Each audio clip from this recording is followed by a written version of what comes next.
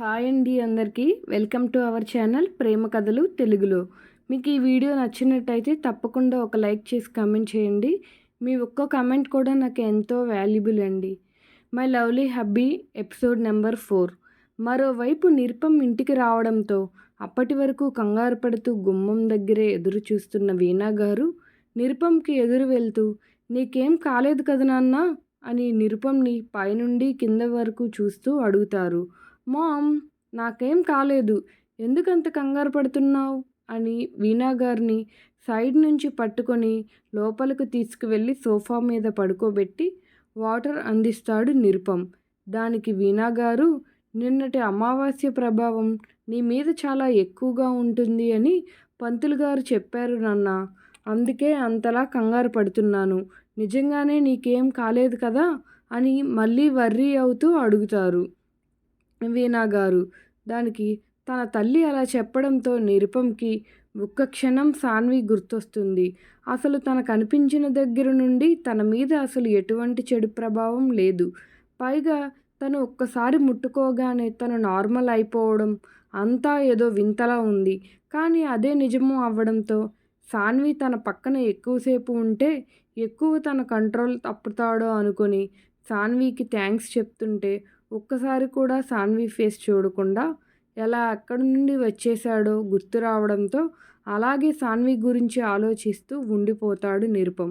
నిరుపం తను అడిగిన దానికి సమాధానం చెప్పకుండా ఏదో ఆలోచిస్తూ ఉండిపోవడం చూసిన వీణా గారు నిరుపం భుజం మీద చేయి వేసి తడుతూ ఏం ఆలోచిస్తున్నావు నాన్న అని అడుగుతారు వీణా గారు.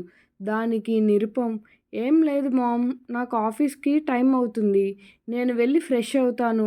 లిఫ్ట్లో పై ఫ్లోర్లోకి వెళ్ళి తన గది డోర్ క్లోజ్ చేసుకొని తన పాకెట్లో ఉన్న బ్రాస్లెట్ చేతిలోకి తీసుకుంటూ నువ్వు నన్ను చాలా డిస్టర్బ్ చేస్తున్నావు, ఇది నీకు అస్సలు మంచిది కాదు సాన్వి అని అక్కడ లేని సాన్వికి చెప్తూ ఆ బ్రాస్లెట్ని డ్రెస్సింగ్ టేబుల్ మీద పెట్టి వాష్రూమ్కి వెళ్ళిపోతాడు. ఒక చీకటి బంగ్లాలో ఒక అమ్మాయి భయం భయంగా అడుగులు ముందుకు వేస్తూ ఉంది.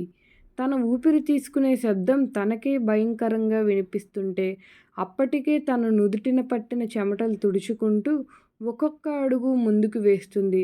సడన్గా తన వెనక ఎవరో నడుస్తున్నట్టు అనిపించడంతో తనకు తెలియకుండానే తన గుండె వేగం పెరిగిపోతుంటే తను వేస్తున్న అడుగులు ఆపి భయంగా వెనక్కి తిరిగి చూస్తుంది. కానీ అక్కడ ఎవరూ లేకపోవడంతో గట్టిగా ఊపిరి తీసుకుంటుంది. ఇదంతా నా భ్రమ అని అనుకుంటూ ముందుకు తిరుగుతుంది. ఒక్కసారిగా అక్కడ నిరుపం తన కళ్ళ ముందు కనబడడంతో సాన్వి ఒక్కసారిగా గట్టిగా అరుస్తూ నిద్రలో నుంచి లేస్తుంది. అప్పుడే గుడి నుండి ఇంటికి వచ్చి సోఫాలో కూర్చున్న అందరూ సాన్వి అరుపు వినబడ్డంతో కంగారుగా సాన్వి ఎప్పుడు ఇంటికి వచ్చింది అనుకుంటూ అందరూ సాన్వి గది వైపు వెళ్తారు. అలా లోపల సాన్వి కష్టంగా ఊపిరి తీసుకుంటూ చుట్టూ చూస్తుంది. అది తన రూమ్ అవ్వడంతో గుండెల మీద చెయ్యి పెట్టుకొని కాస్త రిలాక్స్ అవుతుంది. ఏవయ్యా యాంగ్రీ బీస్ట్, నన్ను నిద్రలో కూడా భయపెట్టడమే నీ పనా అనుకుంటూ గట్టిగా కళ్ళు మూసుకుంటుంది సాన్వి. అప్పుడే గదిలోకి వచ్చిన మాధురి గారు సాన్వి ఏమైంది, ఎందుకు అంత గట్టిగా అరిచావు, అయినా నువ్వు ఎప్పుడు ఇంటికి వచ్చావు అని సాన్వి పక్కన కూర్చుంటూ అడుగుతారు మాధురి గారు. దానికి సాన్వి ఇందాకే వచ్చాను అమ్మా, మీరందరూ గుడికి వెళ్ళారు అని నాన్న నాకు చెప్పారు, అందుకే నిద్రపోయాను, ఏదో కల వస్తే భయంతో అరిచా అంతే అని చెప్తారు. దానికి రంభాగారు మాధురి ముందు నా మనవరాలికి దిష్టి తీయి, ఎవరి దిష్టి తగిలిందో ఏంటో అంటూ గుడి దగ్గర నుండి తీసుకువచ్చిన కుంకుమని సాన్వి నుదుటి మీద పెడుతూ అంటారు. హా సరే అత్తమ్మ, ఇప్పుడే తెస్తాను అని అంటూ వంటగదిలోకి వెళ్తుంది మాధురి గారు. అది చూసిన సాన్వి అబ్బా చూడు తాతయ్య, నీ వైఫ్కి చేదస్తం పెరిగిపోతుంది, దాన్ని ఇప్పుడు తన కోడలికి కూడా అంటిస్తుంది అని కాస్త విసుగ్గా అంటుంది సాన్వి. దానికి ఈశ్వరి గారు తల్లి, దిష్టి తీయడం అనేది మంచి విషయమే, ఏదైనా చెడు ప్రభావం నీ మీద పడితే అది పోతుంది అంతే కదా అని అంటారు. దానికి సాన్వి అబ్బా అత్త, నువ్వు కూడా వీళ్ళతో చేరిపోయావా? ఇంతకీ మావయ్య బావ ఎక్కడా అని అడుగుతుంది. దానికి ఈశ్వరి గారు, ఆఫీసులో ఏదో పని ఉందని మీ బాబాయ్ మావయ్య బావ వెళ్ళారు. మీ అన్నయ్య అయితే అసలు మాతో గుడికే రాలేదు. ఇంకా తమరి చిన్న అన్నయ్య అయితే కాలేజీలో ఉన్నారు అని చెప్తుంది. దానికి సాన్వి చిన్నగా హూ అవునా అని అంటూ తనకి వాటర్ బాటిల్ ఇస్తున్న తండ్రి చేతిలో నుండి వాటర్ బాటిల్ తీసుకుంటూ తాగుతూ ఆయన్ను హగ్ చేసుకుంటుంది సాన్వి. ఆయన కూడా చిన్నగా సాన్వి వీపు నిమురుతూ ఉంటారు. అప్పుడే మాధురి గారు ఎండుమిరపకాయలు ఉప్పు తీసుకువచ్చి సాన్వి చుట్టూ 3 సార్లు తిప్పి దిష్టి తీసి వాటిని బయట పడేయడానికి తీసుకువెళ్తారు. కాసేపటికి అందరూ గదిలో నుండి వెళ్ళిపోవడంతో సాన్వి వాష్రూమ్లోకి వెళ్ళి ఫేస్ వాష్ చేసుకుని వచ్చి అద్దం ముందు నిలబడి తనను తాను చూసుకుంటుంది. అద్దంలో తన చేతికి ఉండాల్సిన బ్రాస్లెట్ కనిపించకపోవడంతో చేతివైపు చూసుకొని ఇది ఎప్పుడు పోయింది అనుకుంటూ ఉంటుంది. కానీ అది ఎప్పుడు పోయిందో గుర్తు రాకపోవడంతో ఇక ఆ విషయం గురించి వదిలేయాలి అనుకుంటూ కిందకి వెళ్తుంది సాన్వి. అలా ఆ రోజు గడిచిపోతుంది. ఆ నెక్స్ట్ డే సాన్వికి కాలేజ్ ఉండడంతో పొద్దున్నే లేచి రెడీ అయ్యి తన అన్నయ్య గదిలోకి వెళ్తుంది. రేయ్ గాడిద, ఇంకా ఎంతసేపు నిద్రపోతావురా? చెల్లి ఇన్ని రోజుల తర్వాత ఇంటికి వచ్చింది. దాన్ని ఒకసారి చూడాలి, మాట్లాడాలి అని ఏమైనా ఉందా? అర్ధరాత్రి ఎప్పుడో వచ్చి దున్నపోతులా ఇంకా నిద్రపోతున్నావా? లే గాడిద, నన్ను కాలేజ్ దగ్గర డ్రాప్ చేయరా అని నిద్రపోతున్న తన అన్నయ్య మీదకి ఎక్కి కూర్చొని బ్లాంకెట్ కిందకి లాగేస్తూ అంటుంది సాన్వి. అదంతా చూస్తున్న అజయ్, ఒసే దెయ్యమా, పొద్దున్నే నా నిద్ర చెడగొట్టడానికే పుట్టావే. ఆఫీసులో వర్క్ కంప్లీట్ అయ్యేసరికి లేట్ అయ్యింది. నన్ను కాసేపు పడుకొని అని తన మీద కూర్చున్న సాన్విని పక్కకు పాడేస్తూ దుప్పటి పూర్తిగా కప్పుకుంటాడు. అది చూసిన సాన్వి నవ్వుతూ, ఇలా చెప్తే ఎందుకు వింటారు అన్నగారు? చెప్తా ఆగు నీ సంగతి అని అనుకుంటూ పక్కనే ఉన్న వాటర్ బాటిల్ తీసుకొని ఆ వాటర్ మొత్తం అజయ్ ముఖం మీద కొడుతుంది సాన్వి.